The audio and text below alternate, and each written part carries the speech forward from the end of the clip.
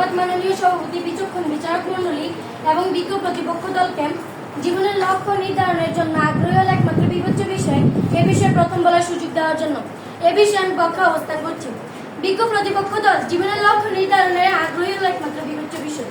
বিজ্ঞ প্রতিপক্ষ দল, একবার ভেবে দেখুন, আপনাদের যদি পড়ার কোনো আগ্রহী না থাকে তাহলে আপনি পড়তে বসে বারবার উঠে যাবেন। কারণ কি?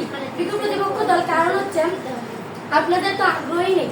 আগ্রহ ছাড়া আপনি কখনো পড়ায় মন বসাতেই পারবেন না, এবং এই কারণে আপনাদের পড়ায় মনেই থাকবে না, পরীক্ষা ভালো ফলাফল করতে পারবেন না, কিংবা এই খারাপ ফলাফলের কারণে একই ক্লাসে রয়ে যাবেন।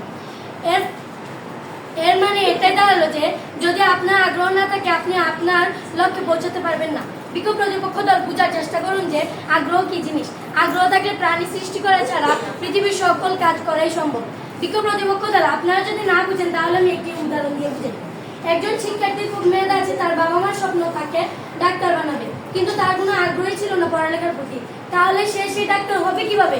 সে তার পরিবারের ইচ্ছে পূরণ করবে বা কিভাবে? আবার যদি একজন শিক্ষার্থী, তার মেধা এতটাও ভালো নয় কিন্তু তার পড়ালেখার প্রতি অনেক আগ্রহ ছিল, তার একটি স্বপ্ন ছিল সে বিসিএস ক্যাডার হবে, কিন্তু সে শিক্ষার্থীর বাবা মার তত একটা সামর্থ্য ছিল না, তাই ওই শিক্ষার্থীর বাবা মা ভাবে ওকে কাজে লাগিয়ে দিবে। বিজ্ঞ প্রতিপক্ষ দল, সে তার মা বাবা থেকে অনেক কষ্ট করে পরিশ্রমের মাধ্যমে অনুমতি নিয়ে শেষ পর্যন্ত একজন বিসিএস ক্যাডার হন। বিজ্ঞ প্রতিপক্ষ দল, আপনারা কি এখনো বুঝতে পেরেছেন? যদি আপনারা না বুঝে থাকেন তাহলে আমি আরেকটু উদাহরণ দিয়ে বুঝিয়ে দিচ্ছি। নিশ্চয় এবং স্বপ্না এবং তাদের কয়েকজন বন্ধু, তারা অনেক চঞ্চল এবং তারা অনেক দুষ্টুমি করে, কিন্তু যখন বিদ্যালয়ে কোনো কাজ দেওয়া হয় তখন তারা খুব আগ্রহের সঙ্গে কাজটি করে, মনোযোগ দিয়ে কাজটি করে। বিজ্ঞ প্রতিপক্ষ দল, ধরুন আপনারা ছোটখাটো একটি নৌকা ভ্রমণে যাচ্ছেন, কিন্তু আপনাদের মধ্যে যদি কেউ নৌকাটি আগ্রহ করে না চালান তাহলে নৌকাটি ভিন্ন দিকে চলে যাবে। আর যদি আপনাদের মধ্যে একজন আগ্রহ নিয়ে নৌকাটি চালান তাহলে কিন্তু নৌকাটি ঠিক গন্তব্যস্থানেই যাবে। বিজ্ঞ প্রতিপক্ষ দল, এই যে আমি এতগুলো উদাহরণ দিলাম সবগুলো কিন্তু আগ্রহের উপর ভিত্তি করে। আপনারা যদি এত কথা বলার পর নাই বুঝতে পারেন, আমি ধরে নেব আপনাদের মধ্যে আগ্রহ কোনো রকম আগ্রহী নেই। কেন আপনারা বুঝছেন না বা বুঝতে পারছেন না? আগ্রহ ছাড়া কোনো কিছু করা সম্ভব না। বিজ্ঞ প্রতিপক্ষ দল, কিছুদিন আগে ঘটে যাওয়া আমাদের কাছে ইতিহাস ও সামাজিক বিজ্ঞান বিষয়ের উপর ভিত্তি করে একটি বিতর্ক প্রতিযোগিতা হয়েছিল। বিজ্ঞ প্রতিপক্ষ দল, আশা করি আপনাদের মনে আছে, আপনাদের দলের একজন সদস্যের আগ্রহের ফলে এই বিতর্ক প্রতিযোগিতাটি হয়েছিল। ধন্যবাদ আপনাদের ওই সদস্যকে, যিনি এই আগ্রহটি দেখিয়েছিলেন। কারণ যদি সেদিন তিনি বিতর্ক প্রতিযোগিতাটি না হতো তাহলে আমাদের অনেক সহপাঠীরা বুঝতে পারতো না বিতর্ক কিভাবে করে। বিজ্ঞ প্রতিপক্ষ দল, তাহলে আমরা কিভাবে করে আগ্রহ বিপক্ষে কথা বলেন। বিজ্ঞ প্রতিপক্ষ দল, ভিন্ন পেশার মানুষ, পুলিশ, ডাক্তার, ইঞ্জিনিয়ার এবং বিজ্ঞানী ইত্যাদি, এই পেশার মানুষগুলো যে এই পেশাগুলো অর্জন করেছেন তারা কিভাবে করেছেন? নিঃসন্দেহে তাদের মনে প্রথমে আগ্রহী সৃষ্টি হয়েছে। বিজ্ঞ প্রতিপক্ষ দল, একজন বিজ্ঞানী যদি কোনো কিছু আবিষ্কার করা ও প্রকাশ করার প্রতি তার কোনো আগ্রহই না থাকতো তাহলে বিজ্ঞানীরা এইসব প্রযুক্তি আবিষ্কার করতেন কিভাবে? আপনাদের কাছে প্রশ্ন রইল আমার, এবং এই প্রশ্নগুলোর উত্তর আমি পেতে চাই। মাননীয় সভাপতি, বিচক্ষণ বিচারক মণ্ডলী এবং বিজ্ঞ প্রতিপক্ষ দলকে ধন্যবাদ দীর্ঘ সময় ধরে আমার এই বক্তব্য শোনার জন্য। আমি এখানেই আমার বক্তব্য শেষ করছি। ধন্যবাদ।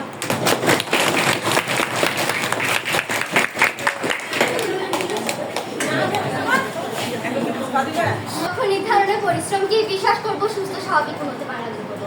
আসসালামু আলাইকুম। শ্রদ্ধেয় মাননীয় মডারেটর ও বিচক্ষণ বিচারক মণ্ডলী ও বিজ্ঞ প্রতিপক্ষ দলের সবাইকে আমার পক্ষ থেকে আন্তরিক শুভেচ্ছা। আজকে বিতর্ক প্রতিযোগিতার বিপক্ষ দলের প্রথম বক্তা হিসেবে বক্তব্য প্রদানের জন্য মাননীয় মডারেটরের কাছে অসংখ্য ধন্যবাদ জ্ঞাপন করছি। আজকে বিতর্ক প্রধান বিষয়বস্তু লক্ষ্য নির্ধারণে আগ্রহী একমাত্র বিবেচ্য বিষয়। পক্ষ দলের প্রথম বক্তা বলেছেন, আমাদের জীবনে লক্ষ্য নির্ধারণে আগ্রহী একমাত্র বিবেচ্য বিষয়, কিন্তু প্রাপ্ত তথ্য ও সংগ্রহ উক্ত যুক্তি থাকার কারণে আমি এবং আমার দলের বিপক্ষে অবস্থান করছি। যদি লক্ষ্য নির্ধারণে আগ্রহ একমাত্র বিবেচ্য বিষয় হতো তাহলে মানুষ আগ্রহ করে বসে থাকতো। আমি যদি বাংলাদেশের রাষ্ট্রপতি হতে পারতাম কতই না ভালো হতো, কিন্তু বাস্তবে কি আমি বাংলাদেশের রাষ্ট্রপতি হতে পারবো? কোনরূপ কঠোর পরিশ্রম ছাড়া? কঠোর পরিশ্রম ও মেধাশক্তি এবং ইচ্ছাশক্তির মাধ্যমে যে পার্শ্ববর্তী দেশ ভারতে এপিজে আবুল কালাম রাষ্ট্রপতি হয়েছেন এবং মহাবিশ্বের সফল ব্যক্তির মধ্যে তিনি একজন। মাননীয় মডারেটর, বাস্তব জীবনের সাথে একটু মিলানো যাবে। আমাদের প্রতিবেশী কাপুর আগ্রহ ছিল লন্ডনে একটি সুনামধন্য বিশ্ববিদ্যালয়ে পড়াশোনা করে ওই দেশে চাকরি করে স্থায়ীভাবে বসবাস করবে, কিন্তু ইদানিং লক্ষ্য করলাম সে খুবই হতাশ। আমি তাকে জিজ্ঞাসা করলাম, আপু তুমি কি লন্ডনে যাবে না? উত্তরস্বরূপ সে বলল, আমাদের স্বাদ আছে কিন্তু সাধ্য নেই। আমার আগ্রহ আছে কিন্তু আর্থিক সংকটের কারণে আমি যেতে পারবো না। বর্তমানে সে আরো বলল, বর্তমানে এই প্রজন্ম মেধাবীরা আগ্রহ থাকার সত্ত্বেও আর্থিক সংকটের কারণে তারা আজ নিজের লক্ষ্য পূরণে ব্যর্থ। আজ কেন তারা ব্যর্থ? আপনারা কি বলতে পারবেন বিজ্ঞ প্রতিপক্ষ দল? তাদের সুমাইয়া আপুর মধ্যেও কিন্তু প্রাপ্ত আগ্রহ ছিল। আমার তো আরো আগ্রহ ডাক্তার হওয়ার, কিন্তু আদৌ কি আমার ডাক্তার হওয়ার সম্ভব? কোনোরূপ পরিশ্রম ছাড়া আনন্দ উল্লাস করে পেলাম, যখন মন চাইলো পড়লাম। এদিকে আদৌ লক্ষ্যে পৌঁছানো সম্ভব? তার জন্য কি আপনাকে পরিশ্রম করতে হবে না? আগ্রহ নিয়ে পড়ে থাকতেই হবে, লক্ষ্যকে সামনে রেখে নিজেকে যোগ্য করে তুলতে হবে। জ্ঞানীরা বলেন স্বপ্ন সেটা না যা তুমি ঘুমিয়ে ঘুমিয়ে দেখো, স্বপ্ন সেটা যা তোমাকে ঘটে দেয় না। ঠিক সেভাবে আপনারা যদি ঘুমিয়ে ঘুমিয়ে আগ্রহ নিয়ে বসে থাকেন, তাহলে কখনো লক্ষ্য নির্ধারণে পৌঁছতে পারবেন না, বিজ্ঞ প্রতিপক্ষ দল সফল হতে পারবেন না। জীবনে লক্ষ্য নির্ধারণে আমি মনে করি এই 6টি বিষয়কে প্রাধান্য দেওয়া দরকার। 1 পরিশ্রম, 2 মেধা, 4 যোগ্যতা, 3 আগ্রহ, 5 পারিবারিক সমর্থন, 6 অর্থনৈতিক সহায়তা। এগুলো যদি না থাকে তাহলে কি আগ্রহ দিয়ে কাজ করা হবে? বিপক্ষ দল মানুষ তো তাহলে মনে করতো যদি আগ্রহ দিয়ে সব কাজ, তাহলে পরিশ্রম দিয়ে কি করবো, মেধা দিয়ে কি করবো, প্রতিভা দিয়ে কি করবো? আর তারা ভুলে যাবে লক্ষ্য নির্ধারণের প্রয়োজন পরিশ্রম ও মেধা। মাননীয় মডারেটর তাই অবশ্যই আমাদের জীবনে লক্ষ্য নির্ধারণে আগ্রহ একমাত্র বিবেচ্য বিষয় হতে পারে না। বিজ্ঞ প্রতিপক্ষ দল আপনারা বলুন, এদেশের মানুষের অধিক আগ্রহ স্বপ্ন থাকার ফলেও আজ কেন তারা ব্যর্থ? আপনারা কি বলতে পারবেন? আমরা বিশ্বের যত সফল ব্যক্তিদের দেখতে পাই, তাদের প্রত্যেকের ইষ্ট যাচাই করে আপনারা শুধু একটাই দেখতে পারবেন, পরিশ্রম আর মেধা থাকতে পারে, তো আর কোনো বিকল্প ছিল না। লক্ষ্য বলতে বোঝায় পরিশ্রম, পরিশ্রম বলতে বোঝায় সাফল্য, আর সাফল্য বলতে বোঝায় সৌভাগ্যের মোতাবিকাঠি। এপিজে আবুল কালাম বলেছেন পরিশ্রম সৌভাগ্যের প্রসূতি। সুতরাং পরিশ্রম ছাড়া আগ্রহ দিয়ে সফলতা চাওয়া আপনাদের পাগলামি আর বোকামি ছাড়া কিছুই নয়। বিজ্ঞ প্রতিপক্ষ দল আপনারা আগ্রহকে কিভাবে বিবেচ্য বিষয় হিসেবে ধরেন, যেখানে কিম নফটি কি বলেছেন পরিশ্রম ছাড়া আগ্রহ একটা চিন্তা মাত্র? আমি আরো যুক্তি দিয়ে বিষয়টি পরিষ্কার করে দিচ্ছি। মাননীয় মডারেটর 1945 সালে দ্বিতীয় যুদ্ধের ফলে যেখানে জাপানের অস্তিত্ব থাকার কথা নয়, সেখানে জাপান শুধু তাদের পরিশ্রম ও মেধার ফলে এত দ্রুত এগিয়ে যাচ্ছে। জাপান আজ বিশ্বের অন্যতম দেশগুলোর মধ্যে একটি, এবং জাপানের সুষ্ঠুর ফসল জন্মে না, পূর্ব ফসল প্রযুক্তি জন্মে, কিন্তু জাপানের উন্নত মানের প্রযুক্তি আবিষ্কার করে সারা বিশ্বকে তাক লাগিয়ে দিচ্ছে। মাননীয় মডারেটর, আমি আমার প্রতিপক্ষ দলকে একটি প্রশ্ন করতে চাই, তারা কি এমন কোনো ব্যক্তির নাম বলতে পারবে যে কিনা শুধু আগ্রহ দিয়ে তার লক্ষ্য দিয়ে পৌঁছেছে, কোনো পরিশ্রম ও মেধা শক্তি ছাড়া? অতএব আমরা সকলে এটাই মানি, জীবনের লক্ষ্য নির্ধারণে আগ্রহী কেবলমাত্র বিবেচ্য বিষয় হতে পারে না, তার জন্য গুরুত্বপূর্ণ পরিশ্রম ও মেধা।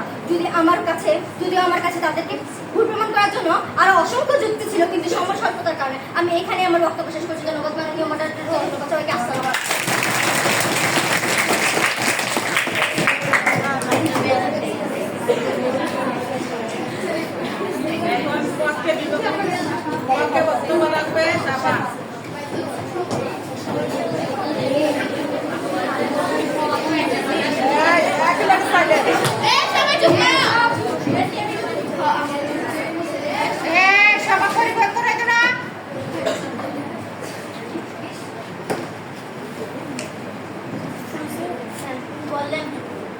আসসালামু আলাইকুম। ধন্যবাদ মাননীয় সভাপতি, বিচক্ষণ বিচারক মন্ত্রী ও বিজ্ঞ প্রতিপক্ষ দলকে জীবনের লক্ষ্য নির্ধারণে আগ্রহী হলো একমাত্র বিবেচ্য বিষয়, এই বিষয়ে আমাকে বলার সুযোগ দেওয়ার জন্য।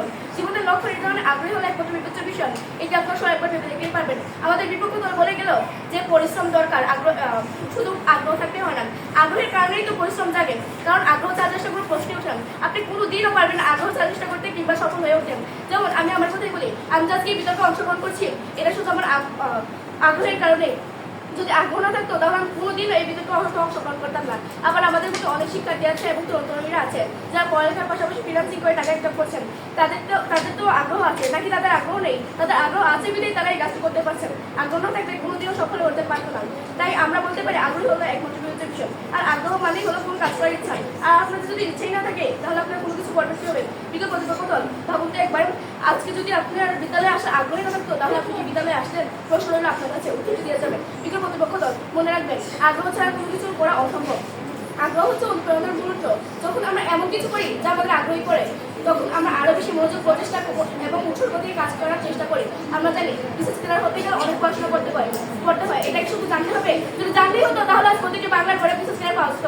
একজন ব্যক্তি যদি বিশেষ ক্লাস হওয়ার ক্ষেত্রে তার অনুপ্রেরণা তৈরি করতে না পারে, তাহলে সে কখনোই তার লক্ষ্যে সকল বিশেষ ক্লাস হতে পারবে না। শুধু বিশেষ নয়, জীবনে যে কোনো লক্ষ্যে অর্জনের চাই আগ্রহ। সিঙ্গাপুরের রাজনীতিবিদ ডক্টর জিয়া বলেছেন, সাফল্য তাদের জন্য যাদের লক্ষ্য আছে এবং সেই লক্ষ্যের পেছনে অক্লান্ত পরিশ্রম করার গুণ আছে। কিন্তু বিজ্ঞ প্রতিপক্ষ দল লক্ষ্যের পেছনে অক্লান্ত পরিশ্রম তারাই করতে পারবে যারা জীবনের লক্ষ্য নির্ধারণে আগ্রহ আছে। একজন ব্যক্তি যতই শক্তিশালী হোক, যতই মেধাবী হোক, আগ্রহ ছাড়া সে কোনো দিন এগিয়ে যেতে পারবে না। আমাদের সকলের জীবনের অর্থ উদ্দেশ্য খুঁজে বের করার একটি প্রবল ইচ্ছা থাকে। আগ্রহ আমাদেরকে এমন লক্ষ্য নির্ধারণে সহায়তা করে যা আমার জীবনকে অর্থপূর্ণ করে তোলে এবং আমাদেরকে এমন কিছু করতে অনুপ্রাণিত করে যা আমাদের জন্য গুরুত্বপূর্ণ। যখন আমরা এমন কিছু করি যা আমাদের আগ্রহী করে, তখন আমাদের সম্পূর্ণ সম্ভাবনায় পৌঁছাতে পারি এবং জীবনের সর্বোচ্চ স্তরে সমস্ত অনুভব করতে পারি। তাই বিজ্ঞ প্রতিপক্ষকে বলছি, এবার শুনুন যে একথা দিনের আলোর মতোই পরিষ্কার যে একমাত্র আগ্রহী পারে মানুষের লক্ষ্য নির্ধারণ তথা অর্জন সাহায্য করতে, তার লক্ষ্যের দিকে ধাবিত করতে এবং লক্ষ্য অর্জনই পারে মানুষকে অর্জনের সামর্থ্যবান করে তুলতে। বিজ্ঞ প্রতিপক্ষ দল, আপনারা কি বুঝতে পারছেন না? কোনো কিছু করার মূল শক্তি হচ্ছে আগ্রহ। মানুষকে সব বাধা অতিক্রম করতে সাহায্য করে শুধুমাত্র আগ্রহ।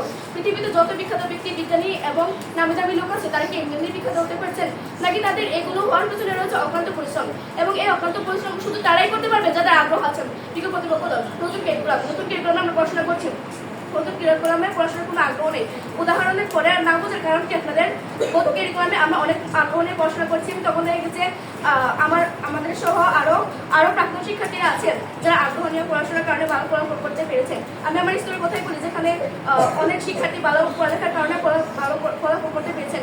এবার যদি আপনাদের না বোঝেন, তাহলে আমি ধরে নিব যে আগ্রহ, চেষ্টা ও জীবনের লক্ষ্য নির্ধারণে আপনাদের কোনো স্বপ্ন নেই। বিজ্ঞ প্রতিপক্ষ দল, আমার মনে হয় আপনার জীবনের লক্ষ্য নির্ধারণে কোনো আগ্রহ নেই। আপনি আজ জীবনের লক্ষ্য নির্ধারণে আগ্রহী হলে প্রতিনিধিত্ব বিষয়, না হলে এর বিপক্ষে কথা শিখতে পারবেন। আপনারা কি জানেন আগ্রহ কি? উত্তরটি দিয়ে যাবেন। আমার পক্ষ থেকে আপনার কাছে প্রশ্ন রইল। আমি আরো একটি কথা বলতে চাই। আমাদের দলের সম্মানিত বক্তা জানাতুল ফেরদাউস প্রথমে প্রশ্ন করেছিল যে বিজ্ঞানীরা কিভাবে সফল হয়েছে। আপনারা এই উত্তরটি দিয়ে যাবেন। আমাদের দলের প্রথম বক্তাকে এভাবে অপমান করার কারণ কি, সেটাও বলে যাবেন। বিজ্ঞ প্রতিপক্ষ দল, আমরা কি বেগম রোকেয়া থেকে কিছু শিখতে পারি না? বই পড়ার ভিতর শুধু আগ্রহ কি লাভ? বেগম রোকেয়া তো 4 দলের মধ্যে বন্দী ছিলেন, তিনি তো হাল ছেড়ে ফেলেন, কিন্তু আগ্রহ চেষ্টার কারণে কঠোর পরিশ্রমে তিনি তার ইহকালে প্রতিষ্ঠিত হয়েছিলেন। তাই আমি কথা বলতে চাই না, তাই আমি এটাই বুঝতে চাই যে সফলতার পিছনে আগ্রহ হচ্ছে একমাত্র মূল কারণ। তাই আপনারা সবাই এটা মেনে নেন এবং আমি এটাও আবারও বলতে চাই যে জীবনের লক্ষ্য নির্ধারণে আগ্রহ হলে কোনো বিষয়। ধন্যবাদ মানব সভাপতি বিচারপতির অভিজ্ঞতা বক্তব্য।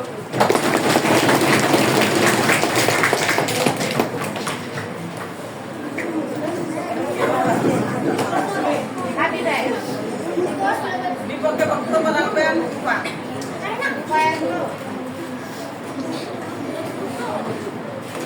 মাননীয় স্পিকার এবং উপস্থিত বিচারক মণ্ডলী এবং শ্রেণীকক্ষ উপস্থিত সকলকে আমার পক্ষ থেকে শুভেচ্ছা এবং সালাম। আসসালামু আলাইকুম।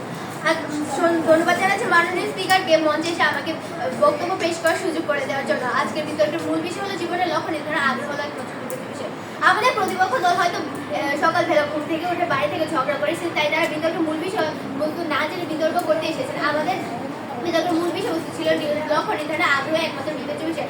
আমরা তো এটা বলছি না যে আগ্রহ ছাড়া কোনো লক্ষ্য নির্ধারণ করা সম্ভব। আমরা এটা বলছি পরিশ্রম মেলা শক্তি আগ্রহ লক্ষ্য নির্ধারণের ফলস্বরূপ এবং কঠোর পরিশ্রম সবচেয়ে বেশি গুরুত্বপূর্ণ। ইতিমধ্যে আমাদের প্রতিপক্ষ বিগত প্রশ্ন রেখে গিয়েছেন যে আমার যদি সকালবেলা বিদ্যালয়ে আসার আগ্রহ না থাকে, তাহলে আমি কিভাবে আমি আপনাদের কাছে একটা প্রশ্ন রাখতে চাই, যদি আমার সকালবেলা বিদ্যালয়ে আসার আগ্রহ থাকে কিন্তু আমি যদি পরিশ্রম করে হেঁটে না আসি, তাহলে আমার বিদ্যালয়ে আসাটা কিভাবে হবে? এবং আমাদের প্রথম বক্তা প্রশ্ন রেখে গিয়েছেন যে বিজ্ঞানীদের সফল হওয়ার মূল কারণ হলো আত্মবিশ্বাস এবং তাদের কঠোর পরিশ্রম। মাননীয় স্পিকার, এটি একটি ভুল ধারণা। জীবনের লক্ষ্য নির্ধারণ আগ্রহ হলো একমাত্র বিবেচ্য বিষয়। জীবনে এগিয়ে যাওয়ার জন্য সবচেয়ে গুরুত্বপূর্ণ বিবেচ্য বিষয় হলো কঠোর পরিশ্রম আত্মবিশ্বাস। আপনারা অবশ্যই শুনে থাকবেন পরিশ্রমের সাফল্যের চাবিকাঠি। বিশ্বের যত বড় জ্ঞানী গুণী মনীষী আছেন তারা সকলে কঠোর পরিশ্রম ও আত্মবিশ্বাস থেকে কাজ করে সফল হয়েছে। প্রতিপক্ষ বিজ্ঞ দল, খোঁজ করে দেখুন সফল মানুষের জীবনে, দেখতে পাবেন তাদের সবার জীবনে কঠোর পরিশ্রমের একটা অধ্যায় থাকবেই। দেখতে পাবেন তারা কত পরিশ্রম করেছেন, তারা শুধু তাদের আগ্রহ নিয়ে বসে থাকেনি। ধরা যাক বিল গেটসের কথা, যিনি যুক্তরাষ্ট্রের ফোর্বস ম্যাগাজিনের বিশ্বের সবচেয়ে ধনী ব্যক্তি তালিকায় 22 বছর 17 বছর অবস্থান করেছেন। তিনি কিন্তু স্বর্ণের চামচ মুখে দিয়ে জন্মাননি। উত্তরাধিকার সূত্রে তিনি বিলিয়নার নন। কঠোর পরিশ্রম সক্ষমতার জন্য ভর করে আজ তিনি বিশ্বের ঘরে ঘরে ঢুকে গেছেন। এমনকি তার সেনা চুক্তির মধ্যে একটি হলো কঠোর পরিশ্রম এবং আত্মবিশ্বাস থেকে কাজ করা। তিনি কি তার আগ্রহ নিয়ে বসে থেকেছেন? কখন নেন? তিনি করেছেন কঠোর পরিশ্রম এবং আত্মবিশ্বাস রেখেছেন। প্রতিপক্ষ বিজ্ঞতা সপ্তম শ্রেণীর পাঠ্যপুস্তকগুলোর মধ্যে সীমাবদ্ধ থাকবে না, এর বাইরেও জ্ঞানী মনীষীদের জীবনী পড়ুন, তাহলে বুঝতে পারবেন কোনটা সবচেয়ে বেশি গুরুত্বপূর্ণ, আগ্রহ নাকি কঠোর পরিশ্রম আত্মবিশ্বাস। প্রতিপক্ষ বিজ্ঞত, আমার মনে হয় আপনাদের কাছে বই পুস্তক পড়ার বেশি সময় নেই, তাই আমি আপনাদেরকে সহজ ভাষায় বলছি। আমাদের জীবনের প্রথম ভালোবাসা আমাদের বাবা মা। আমাদের জন্মের পর থেকে তারা কঠোর পরিশ্রম করে আমাদের পেছনে। বাবারা তাদের মাথার ঘাম পায়ে ফেলে কাজ করেন আমাদের খরচ চালানোর জন্য। আমরা যাতে কোনো কিছু নিয়ে কারো কাছে ছোট না হই। মায়েরা ঘুম থেকে উঠে ঘরে যাবতীয় সব কাজ করেন, আমাদের জন্য রান্না করেন, ঠিক সময় পড়তে বসে সঠিক পথ দেখায়। বাবা মারা আমাদের প্রতি যে ত্যাগ করেন এবং যা করছেন এবং করেছেন তা বলে শেষ করার মতো নয়। এত সবকিছু আমরা যাতে মানুষের মতো মানুষ হই তার জন্য, তারা যদি আমাদের মানুষের মতো মানুষ করে আগ্রহ নেবে সেটা তাহলে কখনো সেটা সম্ভব হতো না। আর তারা কঠোর পরিশ্রম করেন এবং আত্মবিশ্বাস রাখেন আমাদের পেছনে, তাই সেটা সম্ভব। মাননীয় স্পিকার আমাদের প্রতিপক্ষ বিগত বারবার বলে যাচ্ছেন জীবনে এগিয়ে যাওয়ার জন্য আগ্রহী একমাত্র বিবেচ্য বিষয়। মাননীয় স্পিকার আমাদের সমাজের সকল ব্যক্তি যদি আগ্রহ নিয়ে বসে থাকে তাহলে কেউ কোনো কাজ করতো না। তাদের মনোভাবটা অনেক এমন হবে যে কাজ করে কি হবে, আগ্রহ আছে না, যখন আমাদের চাকরি বসে হবে তখন সকল সার্টিফিকেট পড়াশোনা ছাড়াই চলে আসবে। তখন মানুষ এরকম চিন্তা ভাবনা করে সমাজে অসামাজিকতা দেখা দিত। তখন বিজ্ঞান প্রতিপক্ষ তার গুণ বিবেকে বলছেন যে আগ্রহী সব, যেটা কিনা আমাদের সমাজে অসামাজিকতা সৃষ্টি করে। এইখানে তো আপনি সাধারণ জ্ঞান ফেরত পরিচয় দিচ্ছেন। মাননীয় স্পিকার আমি এখানে আরো একটি বিষয় উল্লেখ করতে চাই।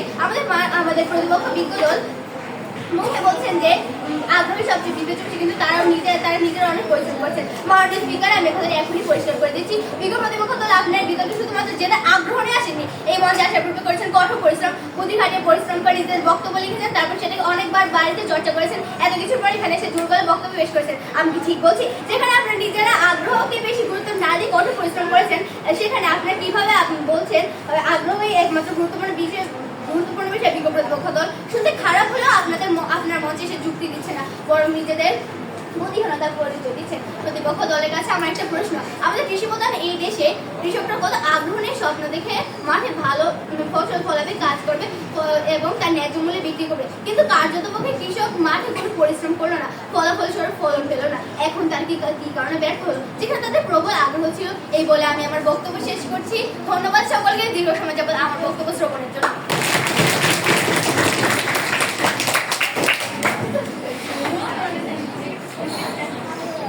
এখন পদকে বিতর্ক রাখবেন এলিজা।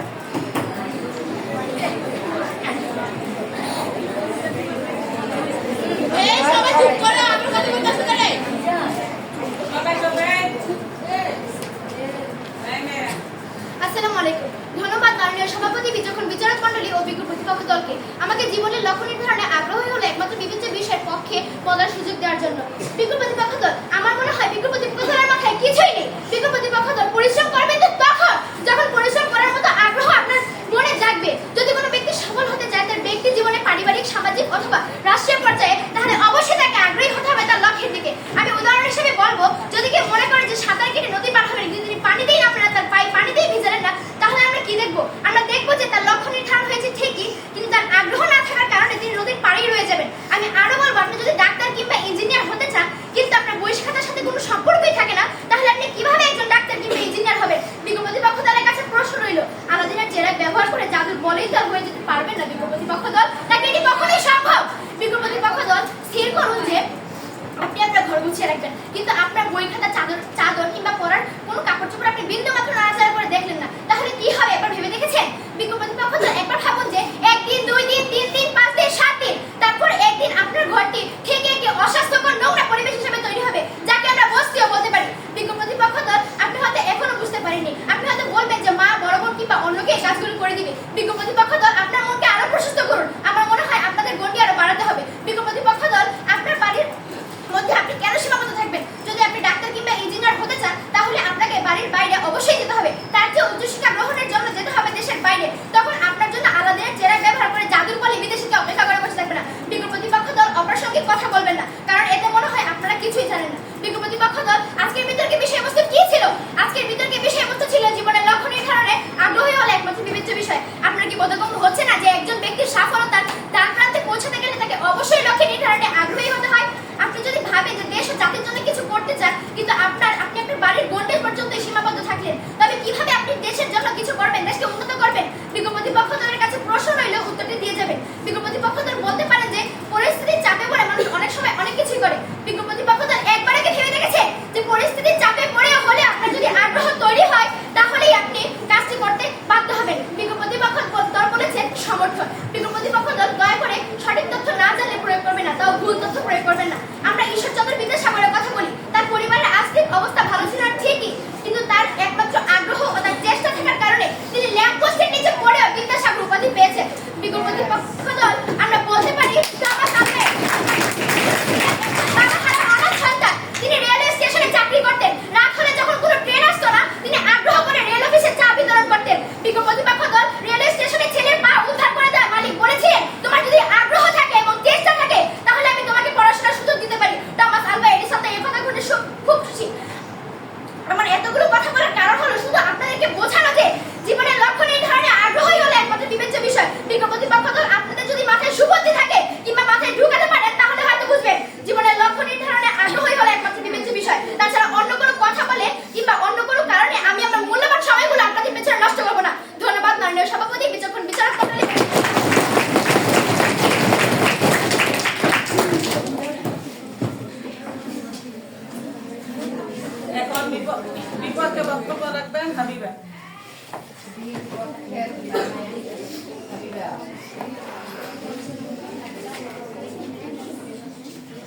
সম্মানিত নুন আহমেদ মাননীয় বিচারক মণ্ডলী ও বিজ্ঞ প্রতিপক্ষ দলের বন্ধুরা এবং যারা শুনতে তাদের সবাইকে আমার পক্ষ থেকে শুভেচ্ছা ও সালাম। আসসালামু আলাইকুম। সর্বপ্রথম আমাকে বিপক্ষ দলের দ্বিতীয় বক্তা হিসেবে গ্রহণ করার জন্য সবাইকে অসংখ্য ধন্যবাদ। বিতর্ক চলছে এবং আজকের এই বিতর্কে বিষয়বস্তু নির্ধারণ করা হয়েছে, কিন্তু সঙ্গত কারণে আমি এর বিপক্ষে অবস্থান করছি। মাননীয় স্পিকার, আমাদের প্রতিপক্ষ দলের বন্ধুরা এসে একের পর এক যুক্তি দেখিয়ে বলে গেল যে আগ্রহী একমাত্র বিবেচ্য বিষয়, কিন্তু আমি তাদের এই বক্তব্যে তীব্র দাবি জানিয়ে বলছি যে আগ্রহী কেবলমাত্র জীবনের লক্ষ্য নির্ধারণে বিভিন্ন বিষয় হতে পারে না, কিংবা মূল কৌশল হতে পারে না, জীবনে কিছু হতে পারে কিন্তু হতে পারে না, জীবনে কিছু পাওয়ার জন্য আগ্রহ কিংবা লক্ষ্য নির্ধারণ যথেষ্ট নয়। তার জন্য দরকার দীর্ঘ পরিশ্রম, নিজের প্রতি আত্মবিশ্বাস, সঠিক পরিকল্পনা, জ্ঞান ও শিক্ষা, ধৈর্য ও মনোবল, আর্থিক অবস্থা, উন্নতির শিক্ষা, এগুলো ছাড়া জীবনে কোনো কিছু করা অসম্ভব। মাননীয় স্পিকার, সাফল্য পেতে হলে আমাদের স্বাস্থ্য সুরক্ষা নিয়ে ভাবতে হবে। যেমন আমাদের পাড়ার একজন পঙ্গু ছেলে যদি বলে সে বড় হয়ে সেনাবাহিনীতে যোগদান করতে চায়, তাহলে সেটি কখনো সম্ভব না। তার কারণটা আমি ও বিজ্ঞ প্রতিপক্ষ দলের বন্ধুরাও জানেন যে সেনাবাহিনীতে যোগদানের ক্ষেত্রে সর্বপ্রথম আমাদের শারীরিক সুস্থতা ও যোগ্যতা দিকটা দেখা হয়। তাই কোনো কিছু করার আগে আমাদের শারীরিক এবং মানসিক দুই দিকে সুস্থ থাকতে হবে। শুধু তাই না, কিছু করার জন্য শিক্ষার মূল্যবোধ কিন্তু একটি প্রধান ভূমিকা রাখে। মাননীয় স্পিকার, আমরা যদি একটু পর্যবেক্ষণ করে দেখি, তাহলে আমাদের সামনে উঠে আসবে 22 এপ্রিল 2021 সালে দৈনিক যুগান্তর পত্রিকার সেই ভয়াবহ খবরটি, যেখানে উঠে এসেছিল যে ঢাকা 50 থেকে 60টি, কিশোরগঞ্জে 3টি, যশোরে 15 থেকে 20টি, ফেনীতে 10টি, রাজশাহীতে 81টি এবং সর্বশেষ চট্টগ্রামে 16টি কিশোর গ্যাং সক্রিয় রয়েছে, যারা কিনা সমাজের অসুস্থতা তাদের থেকে প্রতি মুহূর্তে অবৈধ কাজ করে যাচ্ছে। কিন্তু তাদের মনে হয় একসময় আগ্রহ ছিল তারা বড় হয়ে ডাক্তার ইঞ্জিনিয়ার হবে, কিন্তু তাই বিজ্ঞ প্রতিপক্ষ বন্ধুদেরকে আহ্বান করবো যে আপনারা আপনাদের সাধারণ জ্ঞানকে কাজে লাগান এবং বুঝুন যে তাদের মধ্যে কেবলমাত্র আগ্রহী ছিল, তাদের মধ্যে নেই কোনো পরিশ্রম, তাদের মধ্যে নেই কোনো আত্মবিশ্বাস, তাদের মধ্যে নেই কোনো শিক্ষার মূল্যবোধ, যার কারণে আজকে তারা আমাদের সমাজের এই সাংঘাতিক অবৈধ কাজগুলোর সাথে জড়িত। মাননীয় স্পিকার, আমাদের সমাজের চাওয়া থেকে শুরু করে সবচেয়ে নিম্ন পরিবারে লোকেদের সন্তান এবং সমাজের সবচেয়ে ধনী ও উচ্চ পরিবারের সন্তানও কিন্তু আগ্রহ করে বলেছে নিজেদের জীবনের জন্য পেশা নির্ধারণ করে থাকে। কিন্তু শেষকালে দেখা যায় যে ওই চাওয়ার মেয়ে আজ বিসিএস ক্যাডার, ওই মুচির ছেলে আজ বড় পুলিশ অফিসার, কিন্তু ওই ধনী পরিবারের ছেলের আজ যাতে বাড়ি ফেরেনি, কারণ তার মধ্যে আগ্রহ ছিল ঠিকই, কিন্তু তার মধ্যে ছিল না কোনো পরিশ্রম, তার মধ্যে ছিল না কোনো যোগ্যতা, তার মধ্যে ছিল না কোনো শিক্ষার মূল্যবোধ, যার কারণে আজকে সে বাড়ির নরম বিছানা ছেড়ে নেশা করে মাদকাসক্ত হয়ে রাস্তার অলিতে গলিতে পড়ে রয়েছে। অন্যদিকে সে মুচি গর্বিত সন্তান মাটির পর পদত্যাগ করে তার বাবা মাকে নিয়ে বিলাসবহুল বাড়ি উঠছে। শুধু তাই নয়, তাছাড়াও কিছুদিন আগে আমাদের দেশে যে কোটা সংস্কার আন্দোলন হয়েছে, সেখানে ছাত্র জনতারা কিন্তু একটি ভয়াবহ আন্দোলন করেছিল এবং স্বৈরাচার সরকারকে পতন করেছে। বিজ্ঞ প্রতিপক্ষ দলের আপনারা রক্তাক্ত জুলাই মাসের কথা শুনে নেই নাকি শুনে না শোনার ভান ধরেছেন। ছাত্র জনতা কি কোটা সংস্কার কাল পতন করে এই আগ্রহ নিয়ে বসেছিল না, তারা অবশ্যই তাদের কাজের মধ্যে তাদের মধ্যে ছিল অবশ্যই চেতনা, অক্লান্ত পরিশ্রম, মেধাশক্তি ও সাহস কাজে লাগিয়ে তারা আজকে আমাদের দেশকে আবার নতুন করে স্বাধীন করেছে। এখানে তারা বুঝিয়ে দিয়েছে যে তারা আগ্রহ নিয়ে বসে থাকেনি, যে তাদের মধ্যে ছিল অক্লান্ত পরিশ্রম, তারা সাহসী বীরের মতো রাজপথে রক্ত রঞ্জিত করে দিয়েছে এবং বুঝিয়ে দিয়েছে যে কোনো কিছু করার জন্য অর্জনের জন্য পরিশ্রমী একমাত্র বিবেচ্য বিষয়। শুধু তাই নয়, আমরা যদি একটু ইসলাম শিক্ষার বিষয়ের সাথে মিলাই, তাহলে দেখা যাবে যে আজকে আমি আগ্রহ করে বললাম যে আজকে আমি নামাজ পড়বো, কিন্তু আজকে কারণে আমি আজকে নামাজ পড়লাম না। আগ্রহ করে বলার হয়তো আমাদের কাছে থাকা ফেরেস তারা কিছুটা আমাদের জন্য সওয়াব রেখে নিবে, কিন্তু যদি আমরা সরাসরি ধৈর্য ধরে ও পরিশ্রম করে নামাজটা পড়তাম, তাহলে আমরা যে পরিপূর্ণ সওয়াবটা পেতাম সেটা ধর পাওয়া হলো না, তাই না? মাননীয় স্পিকার, একজন বিশ্ববিখ্যাত বিজ্ঞানী বলে গিয়েছিলেন যে you can never cross the river if you just stand and watch it, you take the right step to cross it. অর্থাৎ শুধু দাঁড়িয়ে থেকে নদী থেকে আপনি কোনোদিনও সে নদী পার করতে পারবে না, পার করতে হলে আপনাকে অবশ্যই সঠিক পদক্ষেপ নিতে হবে। উনি তার এই উক্তির মাধ্যমে বোঝাতে চেয়েছেন যে কেবলমাত্র আগ্রহ নিয়ে বসে থাকলে হবে না, সকলে উচ্চস্তরে পৌঁছাতে হলে আমাদের প্রয়োজন পড়াশোনা, পরিশ্রম, আত্মবিশ্বাস ও শিক্ষার মূল্যবোধ। তবে এরপরে যদি আমাদের প্রতিপক্ষ বন্ধুরা এটাই দাবি করে, তাদের বিবেক কাজ না করে এবং এটাই দাবি করে যদি আগ্রহী সবকিছু করা সম্ভব, তাহলে বাধ্য যে আমার প্রতিপক্ষ বন্ধুরা সবাই বলা হয়েছে কিন্তু বেড়ে ওঠেনি। মাননীয় স্পিকার, আমাদের প্রতিপক্ষ বন্ধুরা একের পর এক প্রশ্ন করে দিয়ে গেছে এবং তার উত্তর কিন্তু আমাদের দ্বিতীয় সদস্য এসে তার প্রশ্নগুলো উত্তর দিয়ে গিয়েছে এবং তার প্রশ্ন অনেকটা এরকম যে আগ্রহ না থাকলে কিভাবে কাজ করবে। তাহলে আমি বলছি যে আগ্রহ দিয়ে কি করবে, যদি আমাদের মধ্যে কোনো পরিশ্রমী না আসে।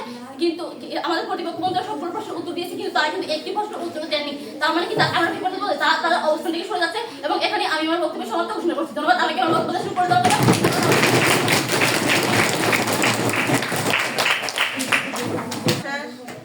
দুই দল থেকে দলনেতা যুক্তিখণ্ডকের জন্য 2 মিনিট করে অতিরিক্ত সময় পাবে। প্রথম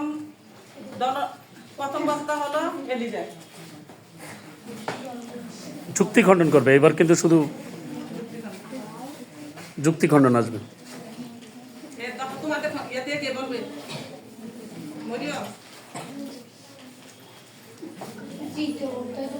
আসসালামু আলাইকুম। ধন্যবাদ মাননীয় সভাপতি, বিচক্ষণ বিচারক মণ্ডলী ও বিজ্ঞ প্রতিপক্ষ দলকে আমাকে জীবনের লক্ষ্য নির্ধারণে আগ্রহী হলে একমাত্র বিবেচ্য বিষয়ের পক্ষে যুক্তি খণ্ডন এবং মতামত প্রদানের সুযোগ দেওয়ার জন্য।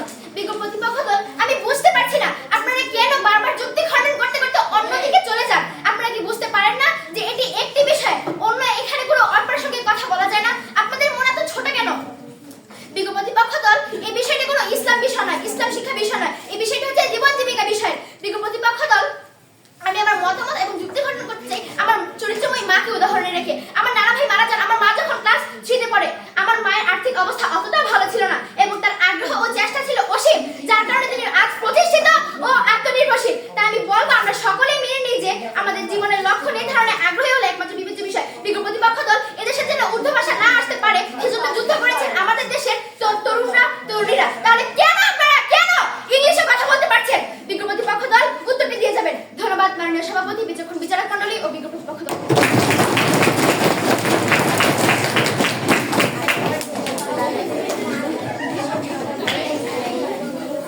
যুক্তি খণ্ডনের স্পিকারকে আমাকে আবারও বক্তব্য দেওয়ার সুযোগ করে দেওয়ার জন্য। মাননীয় স্পিকার, এইমাত্র আমাদের প্রতিপক্ষ দলের একজন সদস্য এসে বলে গেল কেন আমি বা ইসলাম ধর্মে গেলাম। মাননীয় স্পিকার, তাহলে আমি তাদেরকে প্রশ্ন করছি তারা কেন বা এই প্রসঙ্গ থেকে নৌকায় চলে গেল, কেন বা তারা নৌকায় চলে গেল, কেন বা তারা বিদেশ ভ্রমণে চলে গেল। মাননীয় স্পিকার, এখানে বলা হয়েছে আমি কেন ইংরেজিতে কথা বললাম, কেন ইংরেজি তো আমাদের ইন্টারন্যাশনাল ল্যাঙ্গুয়েজ, তাহলে আমি কেন ইংরেজি যেতে পারবো না? তারা এরকম অপ্রাসঙ্গিক কথা বলতে চাইলে আমি কেন বলতে পারবো না? তাদের দাবি এখনো এরকমই হয়ে গিয়েছে যে আগ্রহ দিয়ে সবকিছু করা সম্ভব, আর কোনো কিছু কোনো প্রয়োজন নেই এবং আগ্রহী থাকলে সবকিছু করা সম্ভব, কোনো কিছুর প্রয়োজন নেই। তাই আমি তাদের এই কথার বিপক্ষে বলছি যে আমরা তো অস্বীকার করছি না যে আগ্রহ কোনো প্রয়োজন নেই।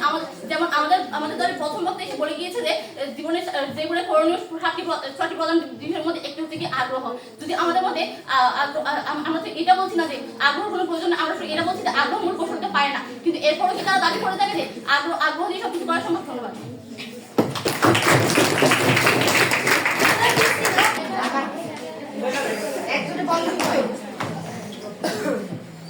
আসলে বলার অপেক্ষা রাখে না, আজকে বিতর্কটা অতি চমৎকার হয়েছে যে আসলে আমরা নিজেরাই হেজিটেশনে পড়ে গেছি যে কাকে আমরা জয়ী করব, কিন্তু আসলে জয় পরাজয় এটা তো চিরাচরিত একটা নিয়ম, কাউকে না কাউকে তো জয়ী হতে হবে, আবার কাউকে না কাউকে পরাজিত হতে হবে। তবে আমার মনে হয় যে এটা নিয়ে আসলে মন খারাপ করার কিছু নেই, তোমরা জয় পরাজয় এটা নিয়ে সামনের দিকে এগিয়ে যেতে হবে। তো আজকে আমাদের শ্রদ্ধেয় নুন্নাথ ম্যাডামের নেতৃত্বে আমাদের বিতর্কের যে মূল বিষয়বস্তু ছিল সেটা হচ্ছে জীবনের লক্ষ্য নির্ধারণে আগ্রহী হলো একমাত্র বিবেচ্য বিষয়।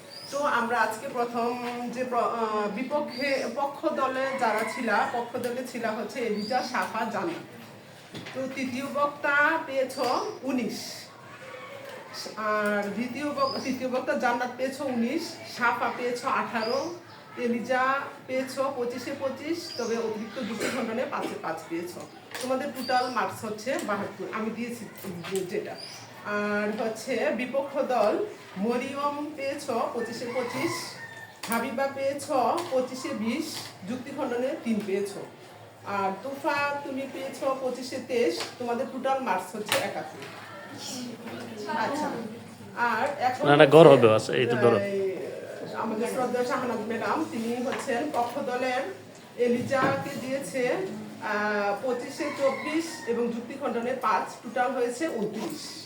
আর সাফা পেয়েছে হচ্ছে 25-21, জান্নাত পেয়েছে 25-17, টোটাল হচ্ছে 67, অর্থাৎ পক্ষ দল 67। আর বিপক্ষ দল মরিয়ম পেয়েছে 25-25, হাবিবা পেয়েছে 25-23 এবং যুক্তি খণ্ডনে 5 পেয়েছে, টোটাল পেয়েছে 28। আর তোফা পেয়েছে হচ্ছে 25-22, তোমাদের টোটাল মার্কস হচ্ছে 73, অর্থাৎ 73। এখন যোগ সামনে একটু কাইন্ডলি একটু যোগ দেন তো। হ্যাঁ, দুটোটা যোগ করে একটা গড় করেন, কত হয়েছে? পক্ষ দল 76, 9 আর হচ্ছে ঠিকই আছে 67, আচ্ছা 13, অর্থাৎ 139। যারা পক্ষ দল অর্থাৎ এলিজার দলেরা পেয়েছ 139। আচ্ছা, এবার বিপক্ষে এখন হাবিবার দলেরা পেয়েছ হচ্ছে 71 আর হচ্ছে 73। 44। তাহলে কি বিপক্ষ জয়যুক্ত হলো? বলেন। একটু কথা বলছে, অ্যাকচুয়ালি বিপক্ষ দলে যারা আছো, বিপক্ষ দলে বলাটা কিন্তু একটু কঠিন, পক্ষ দলে বলাটা কিন্তু একটু ইজি। হ্যাঁ, এটা কিন্তু সবার জন্য, এটা সবার জন্য। তো আজকে জয় পরাজয় সবার